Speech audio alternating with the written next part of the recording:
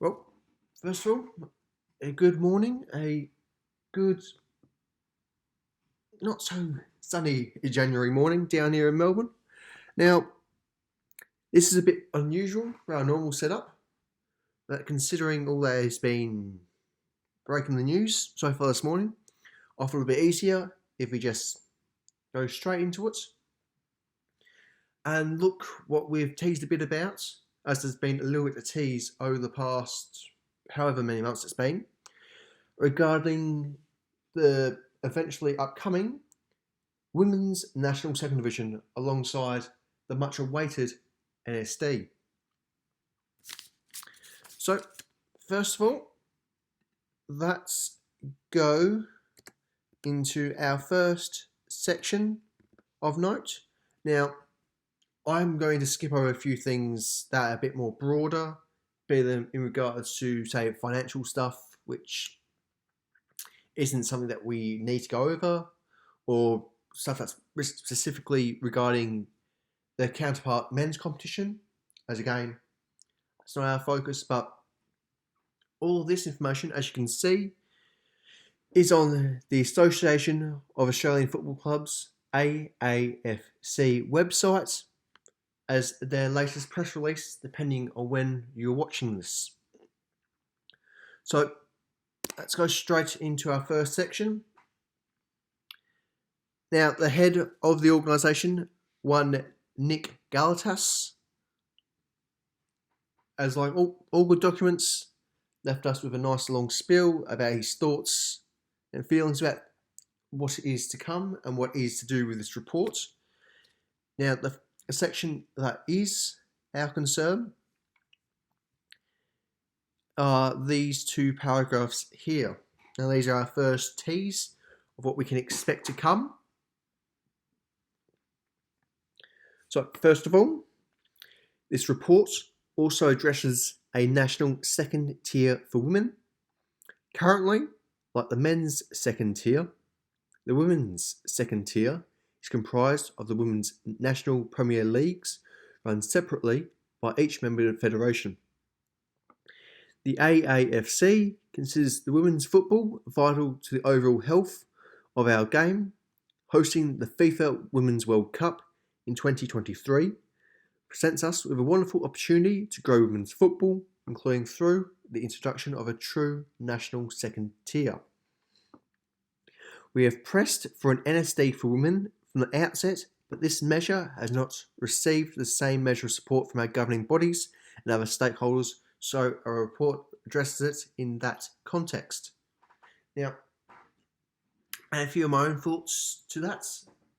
Now, yes, it's a bit sad that this is the case, but it is a true reality of football in this country that half the game is very much overlooked, as mentioned by Galatas, and lack support from various stakeholders and even governing bodies, which I'm sure it could be easy for many in the know to throw fingers about, but we're not going to do that, one, because we aren't fully in the know over this. This isn't our general area, just the casual shadiness of federations. We leave that for the more vocal fans elsewhere. Now, moving on to our next section, we have a little bit more. Now, I do realise this is a bit broad, and it does focus quite a bit upon the lads, but two things I wish to bring to your media attention is this point here.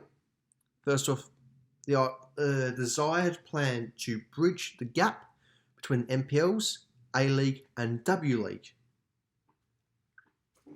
So of course this does highlight both the desires for a parallel competition for both men and women, and that there will be an NPL, NSD, top division pyramid where we will see promotion and relegation, as highlighted by this chart here for the proposed NSD, which will have much the same anyway. So instead of the A-League, we will have, of course, a professional W League. For the second division, this will also be semi-professional in nature, but also be a national competition, and it will be treated as a professional environment, as every club should be treating their football, be it at A-League, the W League, and the various youth leagues which seem to come and go. And most importantly, within the NPL systems. If we want to be taken seriously as clubs and as footballing communities, we have to treat and play seriously. But that should go without saying. Now, moving on to our next section. Now, again, it's more about the lads, but there is a key point in here that I wish to bring to your attention for the time being, and that is the focus of the upcoming World Cup in 2 years' time now, getting ever closer, and that the NSD hopes, sorry, the AAFC, not the NSD, not about yet, the AAFC hopes that the World Cup will provide an immense catalyst for women's football here and really boost the support coming up from below to push the energy towards having a strong and impassioned competition. Now for our next point, again, it's a bit laddish, but I want to bring your attention to point number 4, and that is the desired date for the inaugural season of the WNSD, that being 2025. Now, while it is not the same as what is being pushed for the lads, it is perhaps understandable considering the feckless nature of a lot of bodies and their unwillingness to invest in both sides, in both halves of football within Australia. Now, the following slide does make a point, which I'm not going to show up because it's just easier to summarise from here, as we've got the general gist of what they're pinpointing. But it does say that by 2028, the body hopes to see a fully structured first and second women's division, that being the W League and the WNSD, and by 2028, that such would have reached full maturity, both in terms of the men and women's competitions. Now, time to get into a bit more grit. On to our next section,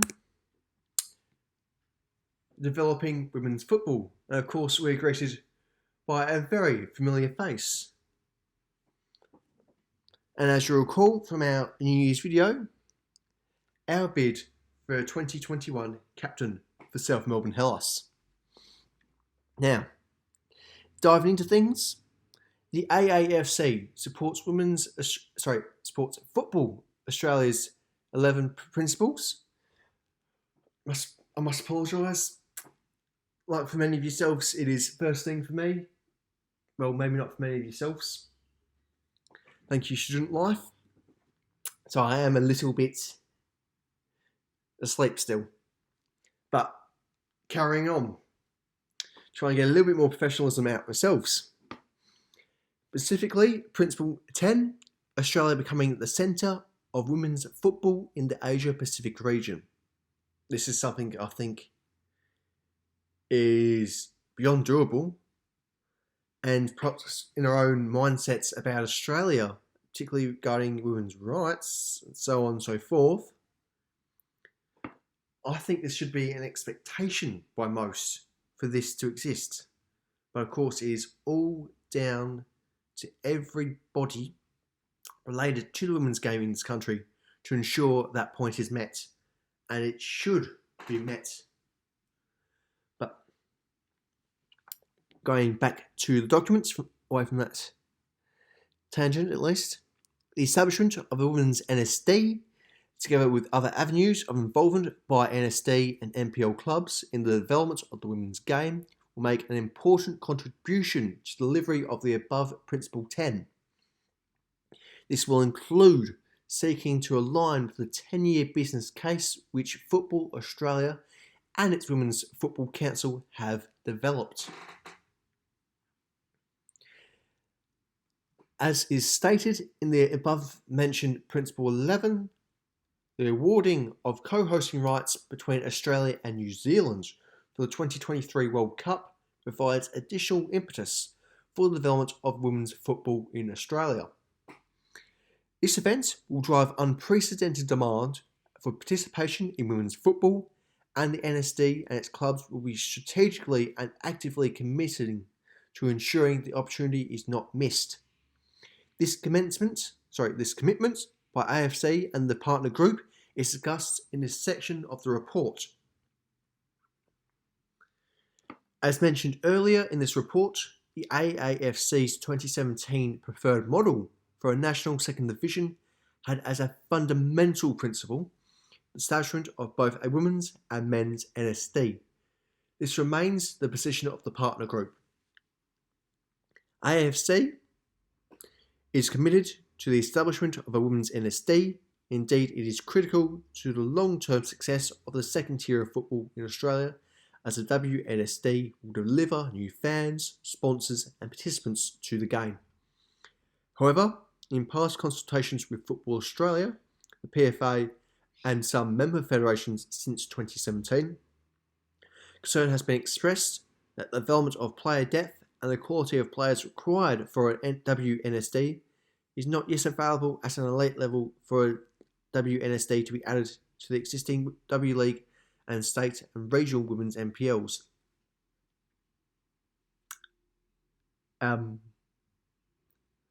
I think we've got the quality. Alright, carrying on. So this was confirmed in the Football Australia white paper from June 2019, which stated an NSD for the women's game to not be a viable economic proposition in the short to medium term.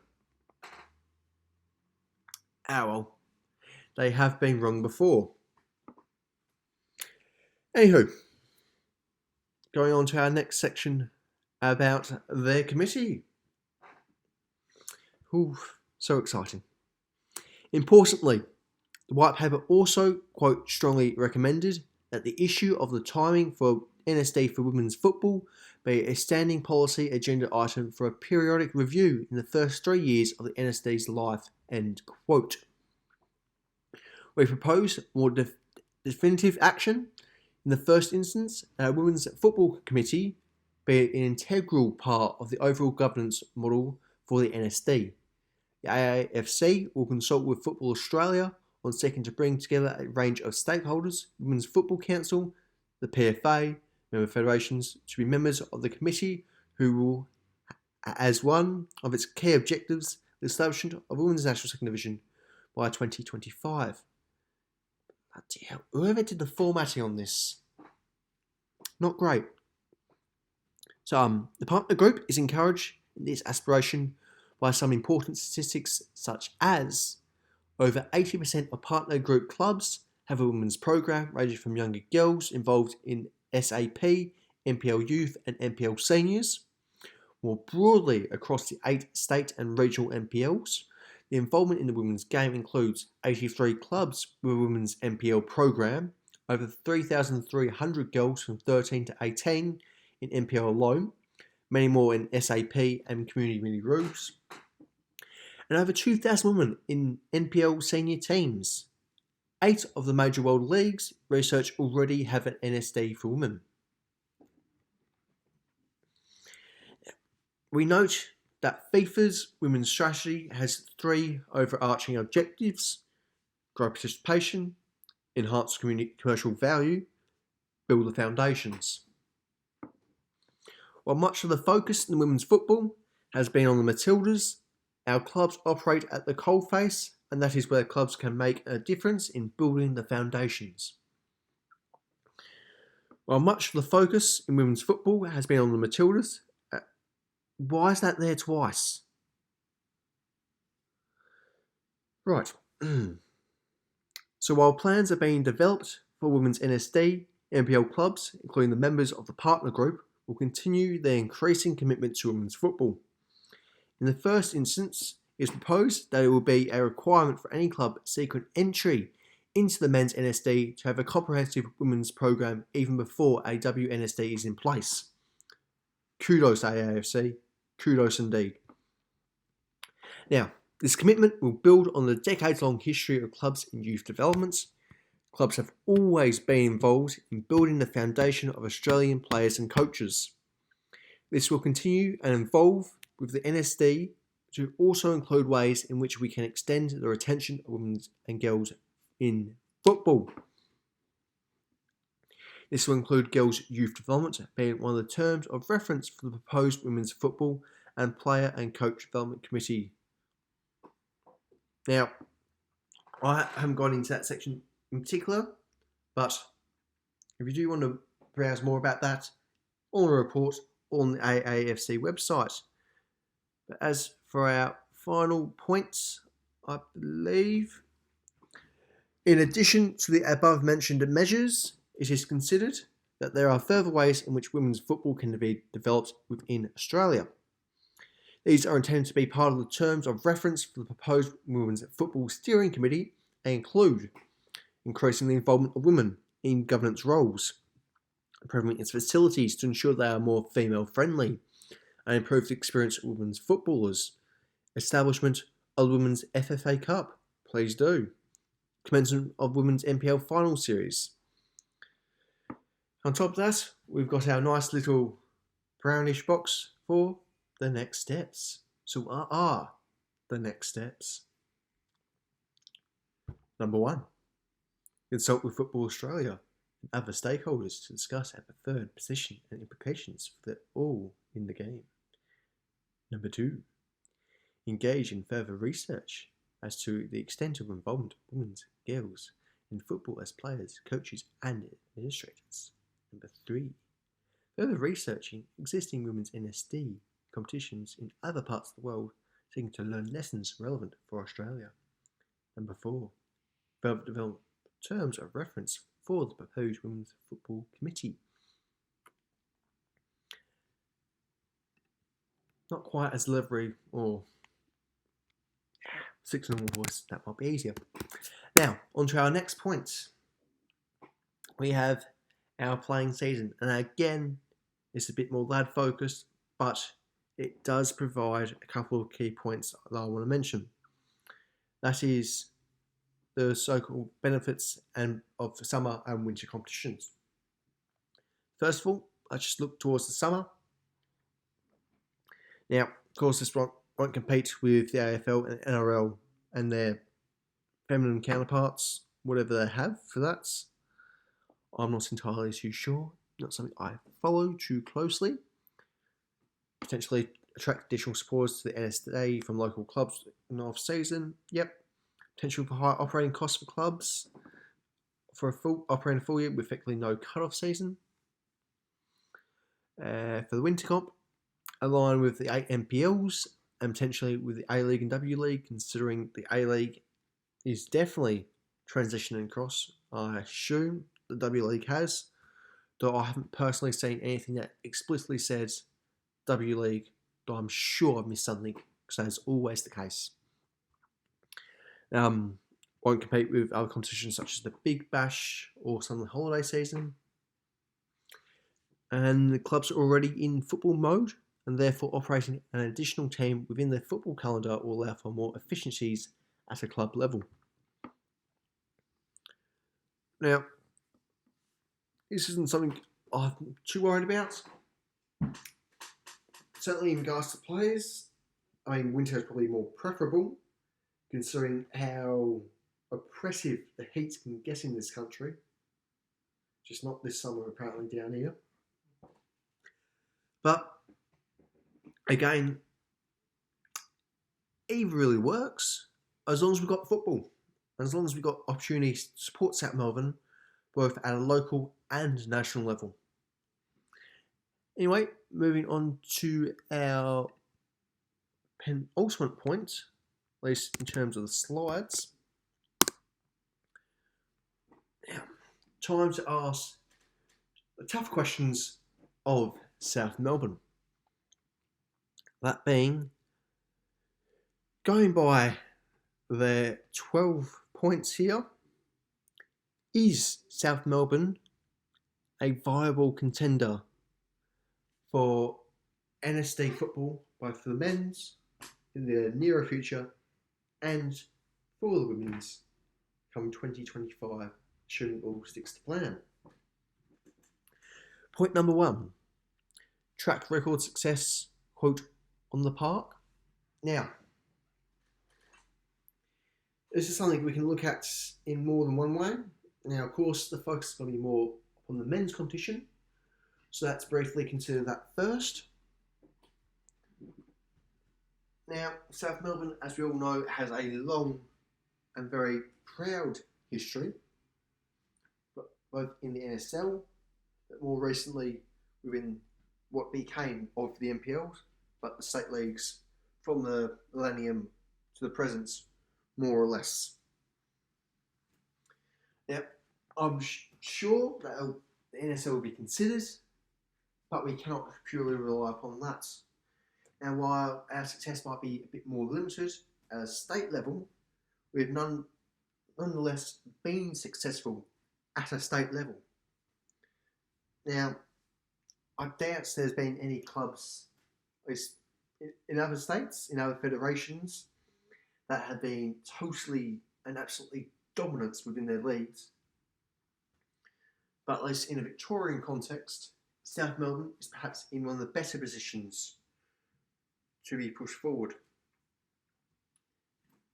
The only hurdle I can see with that is perhaps more limited success our senior women have, with no real success in our history up until this century. I mean, yes, what limited context we had within the 20th century was extremely limited, and whatever successes we did have certainly weren't as comparable as to more recent years, particularly within our arguable dominance within Victoria's WNPL.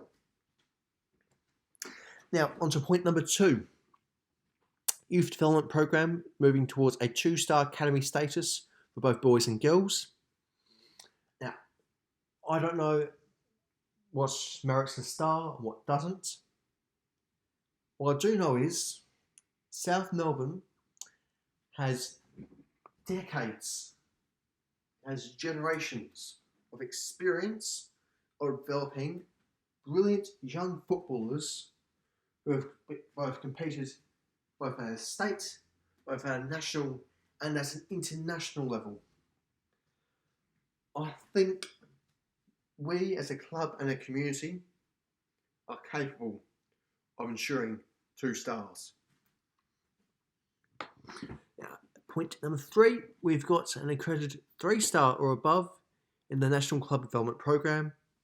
Again, I think we can pull 3 stars out of somewhere.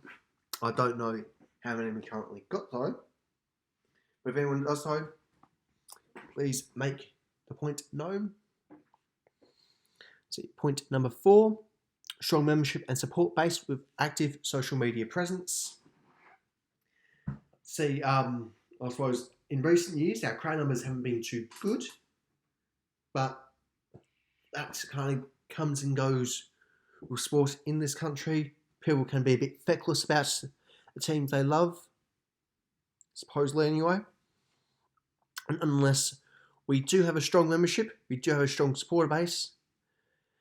And as we all know, for better or worse, both officially and unofficially, South Melbourne has an extremely active social media presence. That is undeniable. Point number 4, continue to fill teams in SAP and NPLs. That is more than doable for us. We only need to get relegated twice. I don't think we're going to do that. At least shouldn't. women's football program with emphasis upon youth developments. Again, dominance of the WNPL. I mean, yes, last year wasn't too good, so we had a few pre-season friendlies, and 2020 not the greatest in comparison to our previous seasons, but nonetheless we were in the finals, finished 4th. That is extremely competitive. Now, point 7, solid base of sponsors, benefactors, or licensed club financial support. South Melbourne does have this, that I can confirm. Pro or A-League licensed coaches and technical director. Now, I don't know the specific ins and outs of the qualifications of our staff at a coaching level. What I do know is the people we do get in are certainly shown to be quite competent and very passionate about what they do. And I'm sure if we don't have that already, they will very, very soon. Commitment by the board to lift standards across the whole club. I certainly think this is something we've tried to do as a club and a community, just to boost whatever levels as we try to reach ever higher. And I mean, that in itself, it is quite a bit vague, but I can't see how we don't fit into that. But it's also boosted by the fact that it is quite vague. Now, establish connections with local communities. Now, I don't know how strong this is to measure, but it's certainly clear that South Melbourne does still make somewhat of a social impact within cultural life in Melbourne. It might not be as great as, say, in the NSL, but we are known. People do talk about us for better or worse. And we do have community involvement, say, from our juniors and up to our seniors. There is that community connection. Be it, say, with senior players going down levels to help junior players in the development of their craft football. And of course, all the families that form the basis of our great singular family of South Melbourne.